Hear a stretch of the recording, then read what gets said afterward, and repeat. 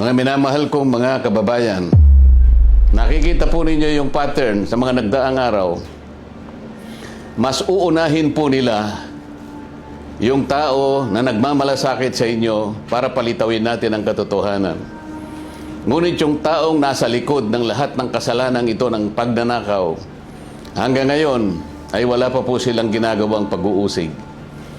Meron na pong isang demanda kay Martin Romualdez na nakabinbin pa April 2026. Yung isa na inakusahan na dating kalihim ng DPWH ay kanilang kinasangkapan upang siya din ay maging state witness.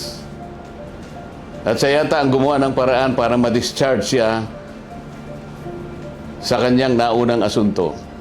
So makikita po ninyo, wala na po tayong kakampi. Ang kasalanan ko lamang po yung paglingkuran kayo, kung kasalanan pong matatawag yan.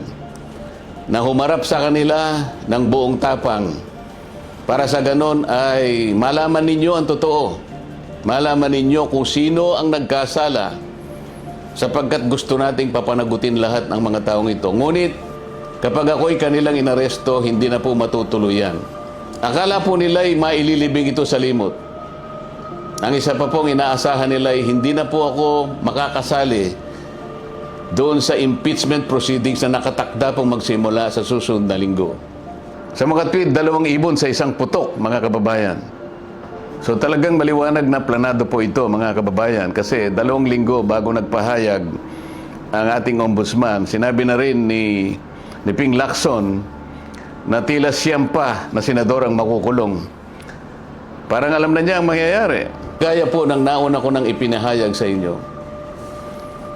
Alam kong gagawin nila ito. Alam kong aarestuhin nila ako. Alam kong ikukulong nila ako. Ngunit hindi po dahilan yan para tumigil ako sa paglilingkod sa inyo. Kasi po iisa lang ang paraan ko upang paglingkuran ng taong bayan dahil sa pagtitiwalang ibinigay nyo sa akin. Malit na bagay po ang sakripisyo na aking haharapin. Kung ang katumbas po nito ay maipakita natin ang kahalagahan ninyo bilang mamamayan ng ating bansa.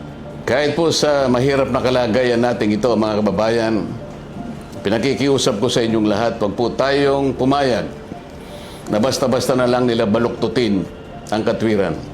Alam ko po ang promotor nito ay ang ating ombudsman sapagkat nung kami po ay nagtatalo-talo sa bulwagan ng Senado, isa sa amin ang nagsabi na sometimes we have to bend the law.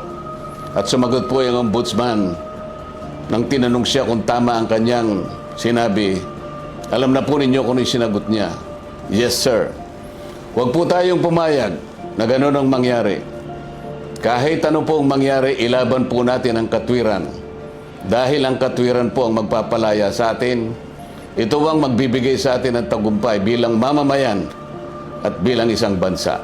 Naniniwala po kasi ako na kahit sa anong laban, lalo na po yung laban na para sa interes ng ating bansa, kinakasihan po tayo ng ating Panginoong Diyos. At hindi siya papayag na magtatagumpay ang nagbabaluktot ng katwiran. Kailanman ang kasamaan, mga kababayan, ay hindi po magtatagumpay.